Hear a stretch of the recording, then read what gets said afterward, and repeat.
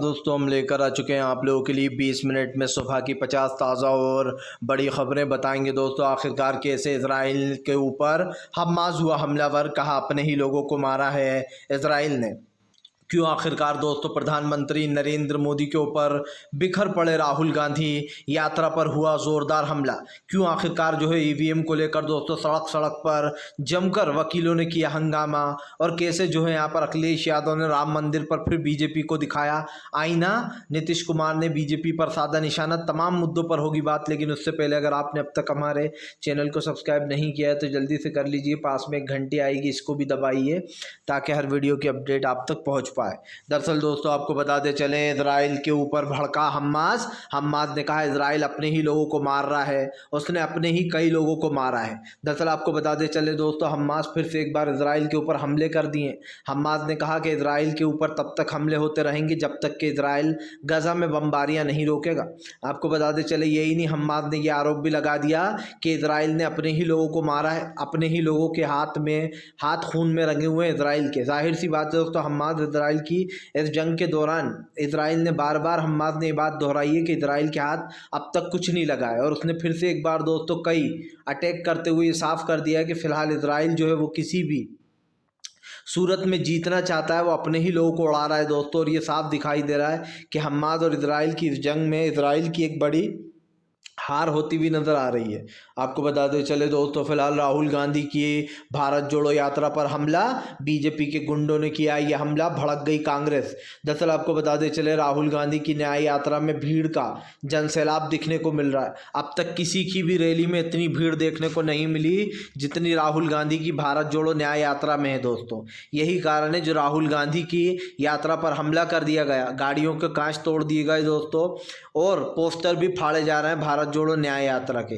इसी को लेकर आपको बताते चले, जमकर अलका लांबा ने बीजेपी को घेरा। अलका लांबा ने कहा कि बीजेपी जानबूझकर राहुल गांधी की यात्रा को रोकना चाहती है और अपने बीजेपी के गुंडों द्वारा यह हमला उन्होंने करवाया है। राहुल गांधी की भारत जोड़ो न्याय यात्रा का सपोर्ट करते हुए अलका लांबा ने कहा कि बीजेपी ने ही ये सब कुछ कराया है, क्योंकि बीजेपी के पास ही ये मोटिव है दोस्तों। जाहिर सी बात है अब बीजेपी घिर गई है, क्योंकि असम में वैसे ही हेमंत विश्वकर्मा राहुल गांधी के ऊपर एफआईआर दर्ज कर चुके हैं।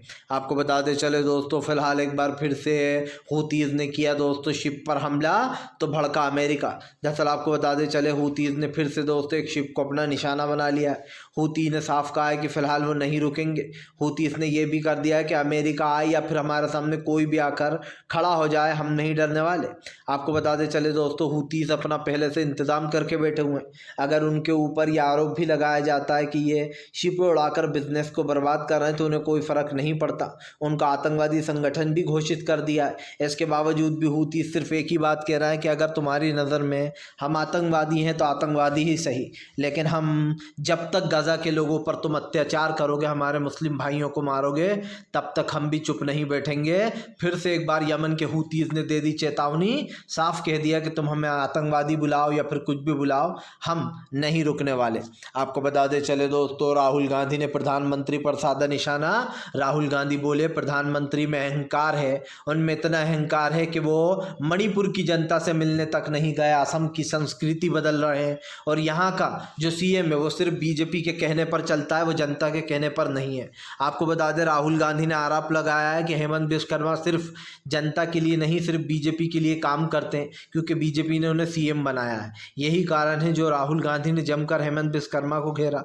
उन्होंने कहा कि फिलहाल असम की जो संस्कृति थी वो बीजेपी ने बर्बाद कर दी, और बीजेपी ने जो वादे किए थे असम से, उसमें से एक भी वादा निभाया नहीं गया है। राहुल गांधी ने यह आरोप लगाया कि फिलहाल बीजेपी और तमाम जितनी भी बातें करती है उन बातों का कोई मकसद नहीं है, क्योंकि बीजेपी जो कहती है दोस्तों वो करती नहीं है, और जो करती है वो कहती नहीं है। इसी को लेकर राहुल गांधी ने जमकर निशाना साधा और साफ कह दिया कि फिलहाल जानबूझकर इन चीज़ों पर फोकस किया जा रहा है ताकि विपक्ष को डराया और धमकाया जा सके।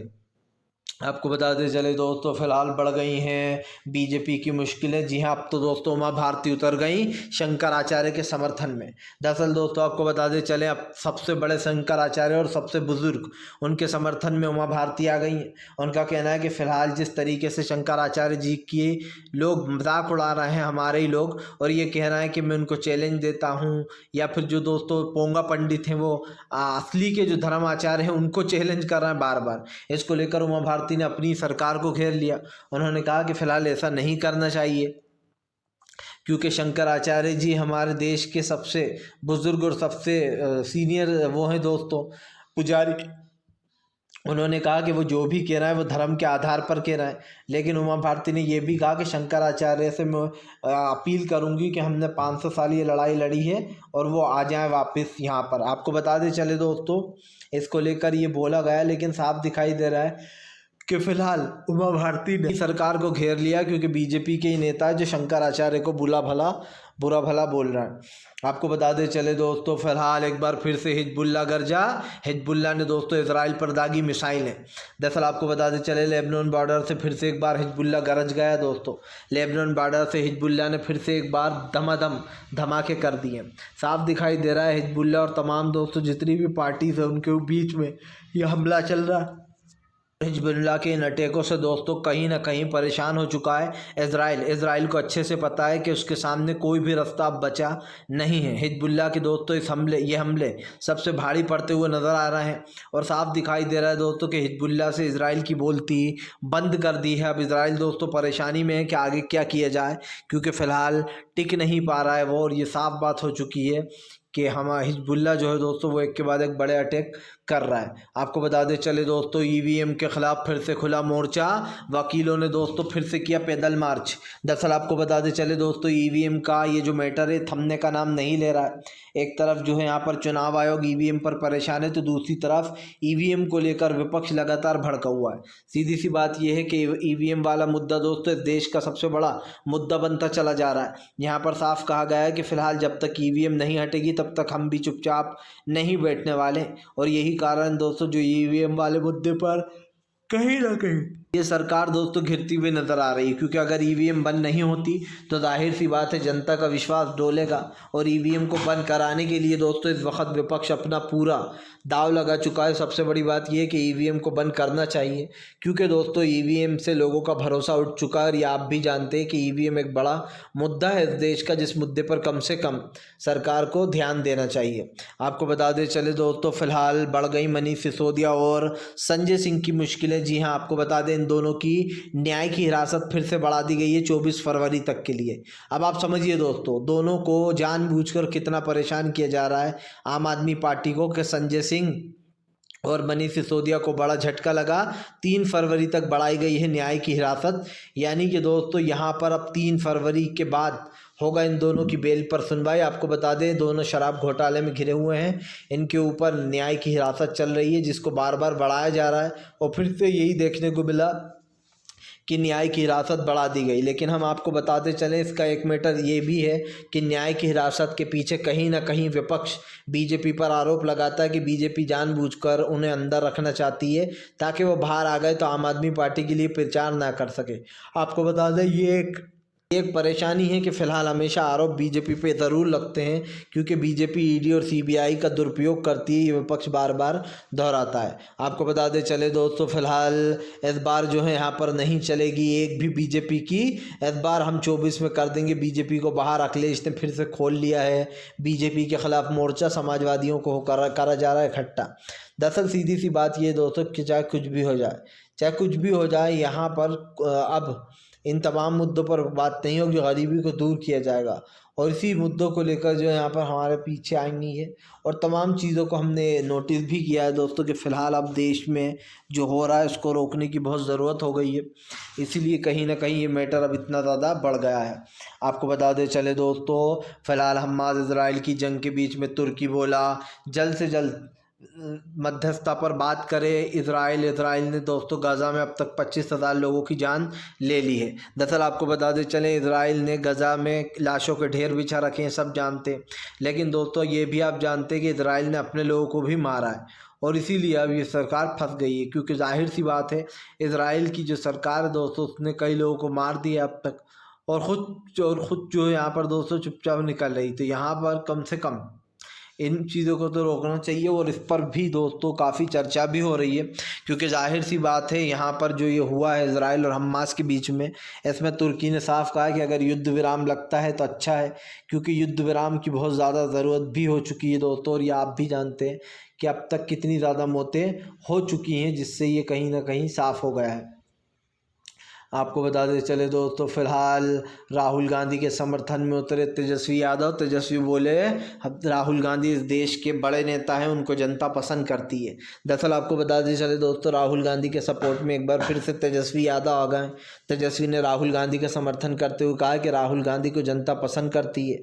यही नहीं, राहुल गांधी की भारत जोड़ो न्याय यात्रा पर हुए हमले को लेकर तेजस्वी ने निंदा की है। उन्होंने कहा कि फ़िलहाल जिस तरीके से ख़ास करके सपोर्ट किया गया उन्हें और विलनों को और यहाँ पर दादा छोड़ दिया गया, इसको लेकर जमकर भड़ास निकाली गई है। आपको बताते चलें फिलहाल साफ दिखाई दे रहा है कि अब जो यहाँ पर मामला काफ़ी ज़्यादा गंभीर होता चला जा रहा है, क्योंकि राहुल गांधी के सपोर्ट में तेजस्वी इसलिए भी आए हैं कि अभी एक दिन पहले बीजेपी ये झूठ फैलाने में लग गई थी कि नीतीश कुमार फिर से एनडीए में शामिल होंगे। आपको बताते चले दोस्तों, फिलहाल बीजेपी के लिए एक और मुसीबत हुई खड़ी। जी हाँ, दरअसल आपको बताते चलें अब काफ़ी कुछ जो यहाँ पर ख़ास करके 2024 के जो चुनाव है दोस्तों लोकसभा के, उसमें एक बड़ा हंगामा होने वाला है। इसको लेकर कहीं ना कहीं एक अलग मैटर खिल गया है। तो अब देखना ये भी होगा कि फ़िलहाल आने वाले समय में दोस्तों ये जो मैटर है ये कितना सॉल्व हो पाता है, क्योंकि एक चीज़ तो साफ़ हो चुकी है, यहाँ पर काफ़ी कुछ बड़े बदलाव की ज़रूरत है। आपको बताते चले दोस्तों, फ़िलहाल प्रधानमंत्री नरेंद्र मोदी के ऊपर भड़के अरविंद केजरीवाल बोले सच्चाई कभी छुप नहीं सकती, बीजेपी कितने ही झूठे आरोप लगा ले, लेकिन सच्चाई यही है कि हमने एक पैसा नहीं खाया। बीजेपी ने सिर्फ झूठे इल्ज़ाम लगवाए हैं सीबीआई और ईडी से। दरअसल आपको बताते चले अरविंद केजरीवाल ने फिर से बीजेपी को लपेट लिया। केजरीवाल का कहना है कि बीजेपी चाहे कितने भी आरोप लगा दे, लेकिन सच्चाई यही है कि हमने एक भी रुपये नहीं खाया है। उन्होंने कहा कि ये सब कुछ बीजेपी की मनधड़क कहानियां हैं, क्योंकि बीजेपी को ये तक नहीं पता कि हमने कितने का घोटाला किया है। कोई करोड़ों का कहता है तो कोई लाखों का कहता है। इसको लेकर केजरीवाल ने जमकर भड़ास निकाली। ये भी कहा केजरीवाल ने कि हमारी पार्टी एक ईमानदार पार्टी है, जो आने वाले समय में भी इसी ईमानदारी के साथ काम करती रहेगी। सवाल वही है दोस्तों, जवाब कई हैं, लेकिन यहाँ पर एक चीज़ साफ हो चुकी है, केजरीवाल को एक बड़ा झटका लग रहा है, क्योंकि यहाँ पर जो बात बोली गई है केजरीवाल की तरफ से, जो मोदी सरकार को बड़ा झटका लगा है, क्योंकि केजरीवाल ने साफ कर दिया है कि वो इंडिया गठबंधन के साथ है और अंत तक चुनाव में प्रचार भी करेंगे। आपको बताते चले दोस्तों, फिलहाल हमास इजराइल की जंग के बीच में एक बार फिर से हो गया गेम। दरअसल आपको बताते चले इजराइल के कई सैनिकों को गजा से निकाला हमास ने बाहर। दरअसल आपको बताते चले इजराइल और हमास की जंग में एक बार फिर से हमास ने दोस्तों इजराइल को बड़ा झटका दिया। आपको बताते चले गजा से कई इजरायली सैनिकों को बाहर उठाकर फेंक दिया है हमास के लड़ाकों ने कई इजरायली सैनिकों को ठिकाने लगा दिया। साफ दिखाई दे रहा है हमास इजराइल की इस जंग के बीच में दोस्तों कहीं ना कहीं गुम होता चला जा रहा है जो है यहाँ पर ये। और ऐसे में हमें ये भी देखना होगा कि ये तमाम जो चीज़ें हैं इस पर क्या कुछ आगे होता है। लेकिन एक चीज़ तो साफ़ हो चुकी है कि फ़िलहाल ये मैटर बहुत ज़्यादा बड़ा मैटर है। आपको बताते चले दोस्तों, फिलहाल प्रधानमंत्री नरेंद्र मोदी के ऊपर जमकर भड़कती हुई नजर आई जो है यहाँ पर सुप्रेशन नेत ने बीजेपी को जमकर लपेटा। दरअसल आपको बताते चले सुप्रेशन नेत का कहना है कि राहुल गांधी की यात्रा को हेमंत विश्वकर्मा बार बार चैलेंज कर रहा है। वो कहना है कि राहुल गांधी के खिलाफ उन्होंने एफआईआर भी दर्ज कर ली। उन्होंने कहा कि बीजेपी इतनी डरी हुई है कि अब राहुल गांधी के खिलाफ एफआईआर दर्ज हो रही हैं। दरअसल दोस्तों बीजेपी का तो खैर काम ही है। प्रधानमंत्री नरेंद्र मोदी ने राहुल गांधी को बुरा फंसाया कि मोदी का सरनेम वाले मामले में याद होगा आपको, जबकि ऐसे बयान दोस्तों खुद प्रधानमंत्री 1000 बार दे चुके, लेकिन उन पर कोई कार्रवाई नहीं। लेकिन राहुल गांधी ने सिर्फ एक, वो भी प्रधानमंत्री पर टिप्पणी थी सिर्फ उनके नाम पर, तो राहुल गांधी को निशाना बना लिया गया था। यही कारण है दोस्तों जब कहीं ना कहीं इस मैटर में घिर गई है पूरी बीजेपी और इसको लेकर जमकर भड़ास भी निकाली गई है। ये भी कहा गया है कि जानबूझकर बीजेपी ने ये सब कुछ किया है। लेकिन अब ये मैटर दोस्तों कितना स्ट्रॉन्ग है ये तो खैर आने वाला वक्त ही बताएगा। लेकिन ये साफ है कि राहुल गांधी को जनता का प्यार और सपोर्ट फुल मिल रहा है। आपको बताते चले दोस्तों फिलहाल ईवीएम के बिना ही चुनाव हो, हमारी चुनाव आयोग से अपील है। जी हाँ, दरअसल आपको बताते चले दोस्तों संजय रावत ने भी कर दिया है ईवीएम का खुला समर्थन कि ईवीएम को हटाओ। आपको बताते चले पूरे देश भर में ईवीएम को लेकर गुस्सा है, खास कर दोस्तों जो अल्पसंख्यक समुदाय के लोग हैं जो सरकार बदलना चाहते हैं, जो चाहते हैं कि फ़िलहाल एक ऐसी सरकार आए जो सबको एक ही तराजू में तोले और एक ही नज़रिए से देखे, ऐसी सरकार वो लोग चाहते हैं। लेकिन आपको बताते चले ईवीएम के रहते ये पॉसिबल नहीं है, क्योंकि ईवीएम पर आरोप लगते रहते हैं कि ईवीएम से वोट चोरी होता है। यही कारण है जो ईवीएम को हटाने की मांग अब और तेज़ हो गई है। आपको बताते चले अब ये नई वेबसाइट जो है मतलब जो नया मोर्चा खुलने वाला है 25 को, इसको लेकर भी अब और परेशानी बढ़ेगी, क्योंकि जाहिर सी बात है लोकतंत्र को बचाने के लिए अब तमाम विपक्ष जुट गया है।